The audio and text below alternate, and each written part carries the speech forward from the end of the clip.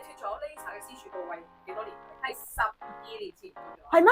係啊。唉，我真係走在時代嘅尖端。 12年係啊。因為以前係試 wax 先㗎嘛，一開始咁後尾Gabby 都講我哋有呢個新科技，即係幾廿年前啦。咁佢就已經好叻咁樣引進咗好多新科技。咁跟住我都對佢其實好有信心嘅。咁但係因為我老婆真係好怕痛，咁所以退有講過幾次，我推咗幾次啦。咁到後尾試真係好勇敢去踏出第一步試，我就發覺好 OK。當然之前 wax 初初係咁啦，但係慣咗冇事啦。咁 laser 我一樣都係過咗一個咁嘅階段，即係頭先我有分享過話，因為佢哋好細心去處理中間成個 treatment，等到我好有信心啦。咁唔會再驚啦，咁同埋繼而就係我好中意玩水，着 bikini 係一個密死，我冇理由着小短褲噶嘛，咁所以到真係一勞永逸嘅做完，你可以有一段好長嘅日子係真係唔使點理，做完成個 treatment 咧都好好，啲毛毛又亂咗啊，細亂個亂啦，咁同埋冇再咁多啦，咁變咗我有陣時可能自己 cater 一下就搞掂啦咁所以而家其實我 keep 住一段日子翻嚟就做類似 maintenance 嘅 waxing 咯，咁都怕痛嘅，繼續係冇進步過嘅，